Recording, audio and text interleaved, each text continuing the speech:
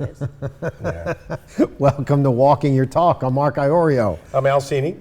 And this is Lisa Manyoky. Lisa Manyoky, what a pleasure. Nice to meet Nice you. to have you on this. Nice to meet you. We've known each other for 114 I'm years. kidding. How are you? I'm fine. How are you? Well, listen, Walking Your Talk's all about following people that we really admire, right? Yeah, that's it. And really walking your talk. So that's what we're here to talk about.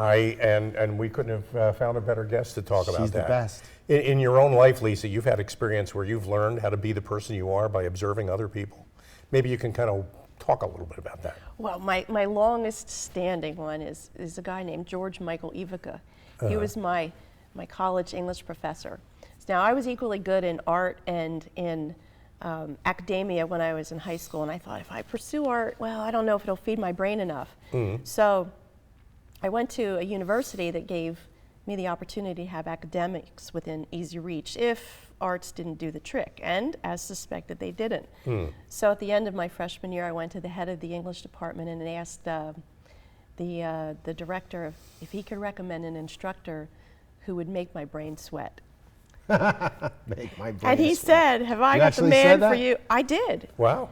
And that was George. George Michael Ivica, who was also known as the grandfather of all JFK assassination research.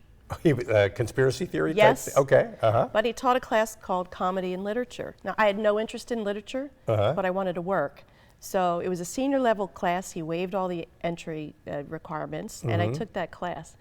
When the guy came into the classroom, it was in a flurry. I mean, there was all this activity around him, and he put his briefcase on his desk and a cup of coffee that promptly spilled.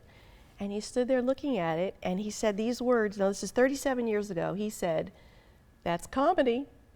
He said, "Comedy is the elicitation of organic euphoria through exuberance of word and deed." And I said, what have I done? Did you remember it right away, or did you have to study it? No, I do, but not It's a then, but I great do definition. now. But I wanted my brain to sweat, not implode. Oh, okay. So he said, no, you'll get it. So I did eventually get it. And after the first test, I thought, okay, I did pretty well. There was no grade. He just said, see me in my office. I'll fix all your writing errors in less than 5 minutes. I thought, well, either there aren't that many or he's really fast. But he, in 5 minutes, reinforced writing protocol, sentence structure, word usage, and such. All the lessons of the past that they just gelled in this moment and became my rudder for written and spoken communication moving forward. Ever since then? Ever since then. So there was a before, kind of Lisa Manyoky, and an after this experience. So the before and the after, how would you characterize that? Well, he oozed passion. I mean, you knew when this guy was in the room. He had total integrity, but his words, which I treasure words. I mean, I've even earned the title the Words Maestro by some. They're important. And whether they're written or spoken, it is essential that they are clear and kind and relevant and reflective of what you mean to say. And in a few minutes, he taught me that. And I insist that no matter what I write or the professionals with whom I work or what they say is really reflective of what they mean, and that it's kind, and that they'll be proud to show it anywhere. Right. I mean, some of the big things too, Lisa, is with words is there's got to be an action following the words, right? And you depict that. I mean, it's all about the presence of a person, right? Yes. Being kind to someone, saying something kind is one thing, but actually being kind, right, is another. So George has had a tremendous amount of influence on your life going forward, right? Yes. Yeah. Yes. And the work you do now is presence coaching. Yes. I want to make sure I get that right. Maybe you can characterize that. Well, business presence, meaning, and not so much mindfulness, even though mindfulness is part of it, but rather what happens when you walk into a room and after you leave. Is it reflective of what's in here? Does it match what you're putting out there? And is it working? Yeah. Yeah. That's great. So, and these are things you learned from George from the moment he walked in that room. From the moment. There was, and it was authentic, and it was real. It wasn't put on. It wasn't Not a at all. mask. Nope. And the goal isn't to mimic George. The goal is to be you, with a few little hints of George, I guess, added into it. Yes, he was exuberant. Yeah. You know, I know what happens when I walk into a room, and I think everybody needs to know that. Yeah, that's Need important. to know, is it a good thing or is it a bad thing? Are people running for cover, or are they saying, oh, come closer? Yeah. Do you feel like that happened almost immediately after meeting him and after experiencing his the class and the way he taught? Did that happen to you sort of immediately or over time?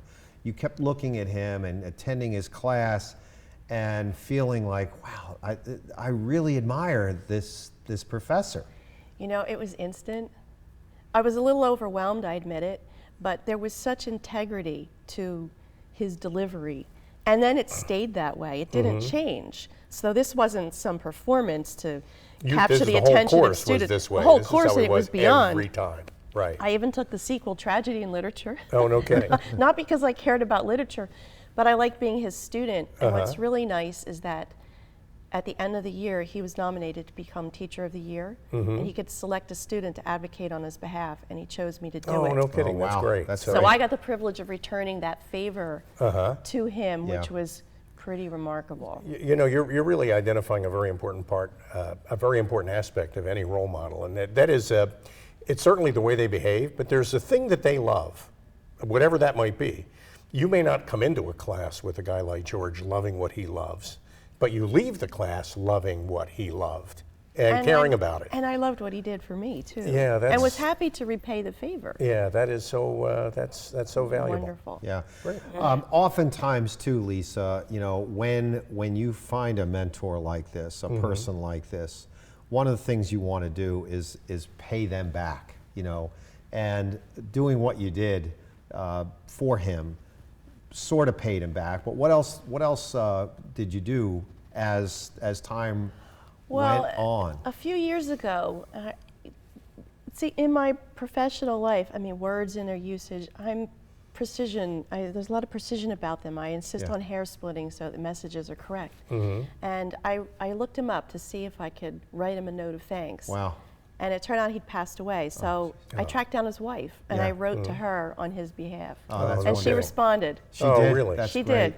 Yeah, that must have Yeah. been, I mean, in a way, he may have passed away, but he lives on, and all the people he inspired the way he did. Definitely does. Yeah. So that's really It's a Interesting remarkable tribute. story, you know, what's also interesting. Al and I talked about this last week. You know, I had a role model, a mentor in my work life, and I'm sure you have as well, Al.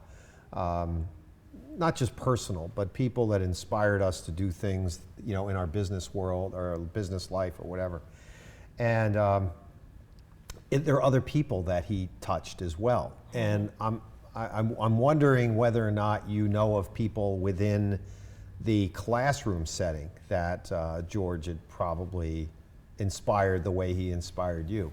Well, I don't know any, I mean, this was back in 1982, so I don't know any of the other students. However, at his passing, all of the articles that were written about him not only listed that he'd passed, but they paid great tribute to him and his teachings and the work that he did. So it was much more than just, oh, sorry you're gone. I mean, it was a real honorarium that was delivered in a number of places.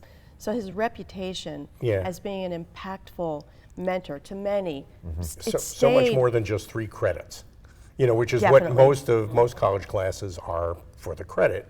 Right. But every now and then you encounter a teacher who loves what they're teaching so much that you fall in love with it too. And I had a English high school teacher who convinced me that the Cliff Notes were not the way to go. And, you know, actually got me to fall in love with reading the whole thing and not just coming up with a paper at the end of the class to get the credit for it. And, you know, I think that's, so now you're a presence coach and you work with people to try to get them in a way to, you want to get them to follow the role model experience you had with George. I do. Look, today's communication culture is messy. Okay. And if you put it out there, it's out there and it's staying out there. So based on how you learned what you've learned from George, how would you teach me to be more like George through you? Be like George? Yeah, sort of. I mean, he was an authentic guy and he had a, so tell me about presence coaching and how that works. If anybody loves what they do, do it. Yeah. No matter what, do it. And because if you don't, then that disconnect, people are going to feel that there's some inconsistency or that there's something that's not quite aligned. So the point of if your heart says, I want to do that versus that, then do what your heart says. You know, I mean, I got a lot of people when I was going to pursue art who said, you'll be a starving artist. I never starved. You know, be a doctor. You have the grades for it. But I didn't want to do that. Yeah. So passion, whatever you're passionate about, pay it homage and use it.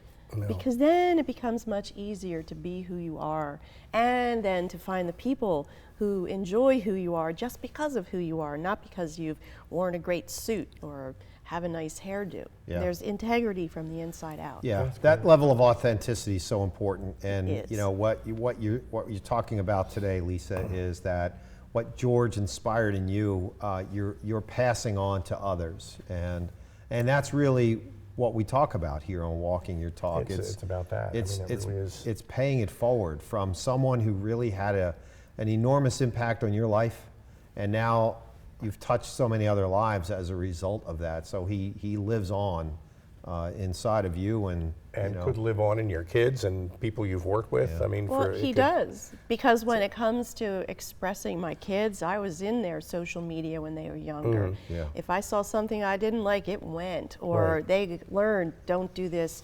I correct professionals who are Yeah. putting things out there that Yeah. shouldn't. yeah. There's a technical term for that. Social evolution, us learning from each other and evolving as a result Absolutely, of that. yeah. That technical term kind of destroys the essence of it, though. It's really about loving what you do and expressing that love in a way that other people can observe. Yep. And paying homage to the people that had taught you already. It's in your not past. forgetting where you got it. Yeah. Right. True. Well, it's been a great episode. Al, always- thank you. always fun. Lisa, you've been As awesome. always. Thanks so much, Lisa. Great talking with you. We are going to be here next week on Walking Your Talk. Our friend Al's going to be away, but I'll be back the week after that. every single week we talk about what we talked about today, and that is The power of role models and leadership by example. It's so critical. paying homage to people that have influenced and impacted your lives. in And the paying past. it forward to other people you can help the Yep. same way. Yep. Great. We'll see you next week on Walking Your Talk, everyone. Have a wonderful week. I'm Mark Iorio Alcini? and Lisa Manyoky. Have a wonderful week. We'll see you next week.